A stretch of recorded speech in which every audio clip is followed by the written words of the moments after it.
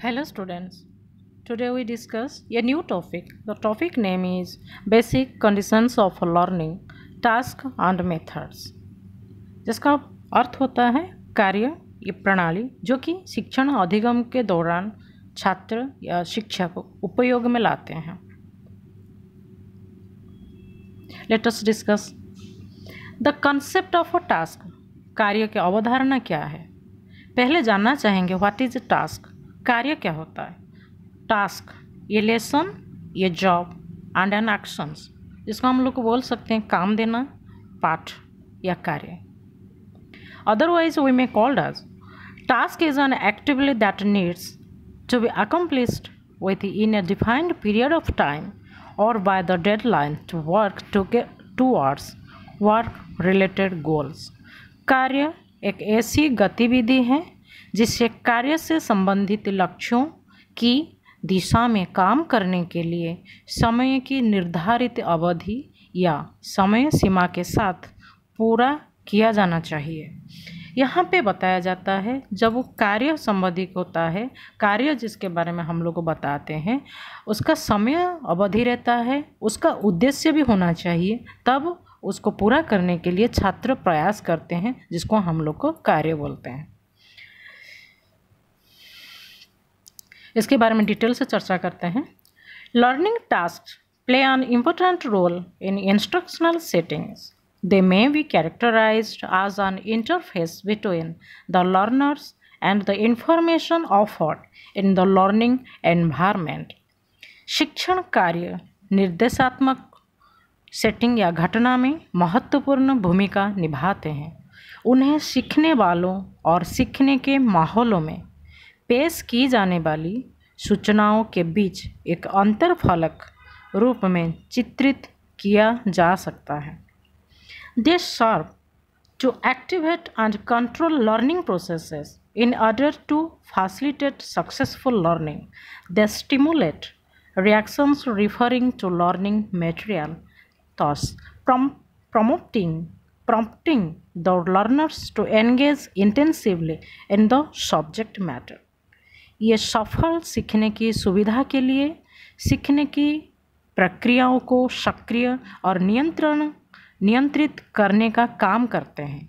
ये शिक्षण सामग्री के संदर्भ में प्रतिक्रियाओं को प्रोत्साहित करते हैं.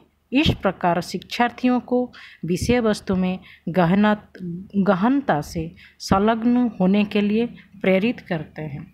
लर्निंग टास्क जो अधिगम कार्य होता है ये इसे एक्टिवली सक्रियता रूप से स्टूडेंट को हेल्प करता है और मोटिवेट करता है. और टास्क अगर दिया जाता है तो बच्चे डीपली इन्वॉल्व होते हैं, स्टडी करने के लिए इन्वॉल्व होते हैं और अपना प्रैक्टिकल इफोर्ट प्रदान करते हैं जो कि अधिगम प्रणाली को सक्सेसफुल बनाया जा सके. Next, ideally, the learners receive feedback on how well they performed on a learning task and guidance on how to acquire the relevant information. आदर्श रूप में शिक्षार्थियों ने प्रासंगिक कार्य प्राप्त करने के तरीके के बारे में एक शिक्षण कार्य और मार्गदर्शन पर कितना अच्छा प्रदर्शन किया है इस पर प्रतिक्रिया प्राप्त करते हैं. While there is general agreement on the significant role of learning tasks, there is as yet little knowledge on how to design them appropriately. जबकि सीखने के कार्य की महत्वपूर्ण भूमिका पर सामान्य सहमति है, लेकिन अभी तक इस बारे में बहुत कम जानकारी है कि उन्हें उचित रूप से कैसे डिज़ाइन किया जाए. एक्चुअली जब टीचिंग लर्निंग टास्क के बारे में जो बात होता है, टास्क बेस्ड लर्निंग के ऊपर बात किया जाता है, यहाँ पर बहुत सारा एक्टिवली पार्टिसिपेट करना होता है और आपको एक्टिवली संलग्न होना चाहिए और कार्य ऐसा देना चाहिए और उसमें इतना नॉलेज उनको प्रोवाइड करना चाहिए जो कि वो अपने हिसाब से उसको हैंडल कर पाए और अपने हिसाब से उस कार्य को पूरा करने के लिए प्रयास किया जाए.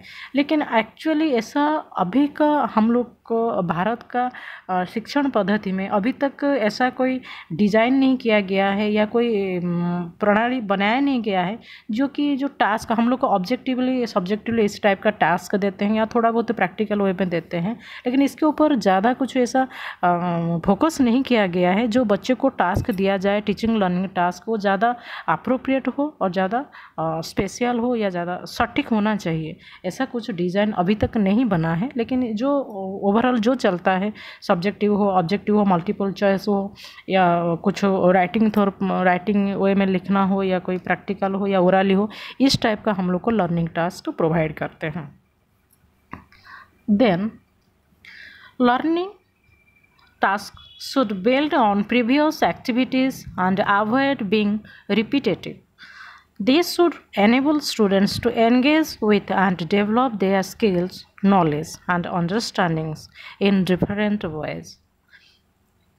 सीखने के कार्यों को पिछले गतिविधियों पर निर्माण करना चाहिए और दोहराव से बचने के लिए उन्हें छात्रों को अपने कौशल, ज्ञान और समझ को अलग अलग तरीक़ों से संलग्न करने और विकसित करने में सक्षम बनाना चाहिए। यहाँ पे स्टूडेंट को ऐसा गाइडलाइन देना चाहिए, ऐसा फोर्स करना चाहिए जो कि उनके पास जितना समझ है जितना नॉलेज है और क्या टेक्निक वो जानते हैं उसी बेसिस पे अपना कार्य सक्षमता दिखाने को प्रयास करना चाहिए।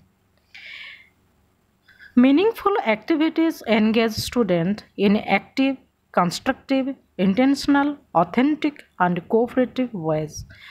सार्थक गतिविधियाँ छात्रों को सक्रिय, रचनात्मक, सोच समझ जिसको बोलते हैं सोच समझकर प्रामाणिक और सहकारी तरीक़ों से जोड़ती है। यहाँ पर लर्निंग टास्क बच्चे लोगों को इतना एक्टिव करता है, उसके साथ साथ उनमें क्रिएटिवनेस डेवलप होता है। आप जब कुछ टास्क देते हैं वो अपने हिसाब से करते हैं, जो टास्क हम लोग उनको देते हैं वो मे भी असाइनमेंट हो, मे भी कोई फील्ड वर्क हो या कोई प्लानिंग हो या कोई प्रोजेक्ट वर्क हो, जब दिया जाता है बच्चे अपने हिसाब से उसको प्रस्तुत करते हैं तो इसमें उनका क्रिएटिवनेस डेवलप होता है। और उसके साथ साथ अंडरस्टैंडिंग मतलब वो टॉपिक या कॉन्सेप्ट को समझने के लिए किस हद तक प्रयास करते हैं, that is we may called understanding, वो दिखाते हैं। तो प्रामाणिकता जो बोला जाता है इंटेंशनल, वो उसको जब प्रेजेंट करते हैं और वो टास्क को पूरा कर जब प्रेजेंट करते हैं प्रामाणिकता तौर पर उसको प्रेजेंट करते हैं, क्योंकि वो ऑथेंटिक वो खुद करते हैं, उसमें जो मटेरियल यूज करते हैं या कुछ नॉलेज पुट करते हैं वो सब अपने बलबूते पे करते हैं और वो सटीक होता है। और उसके साथ साथ सहकारी तरीक़ों से उसको करते हैं, अपना फ्रेंड से हेल्प लेते हैं और नहीं तो टीचर का गाइडलाइन लेते हैं, नहीं तो कहीं से मटेरियल लेते हैं, बुक लेते हैं, मैगज़ीन से हो या कहीं कुछ नेट से हो, हर तरह का कॉन्सेप्ट्स को लेके ही वो अपना टास्क को पूरा करना चाहते हैं। और ये कहीं ना कहीं बच्चे लोग को एक्टिवली इन्वॉल्व करता है, उसके साथ साथ टोटल अधिगम प्रणाली को सिंपल, सरल और समझदार बनाता है। आज ओवरऑल हम लोग कॉन्सेप्ट के बारे में डिस्कशन किए, कल प्रयास करेंगे इस टॉपिक में और कुछ लेके आने के लिए। आज के लिए इतना ही, थैंक यू।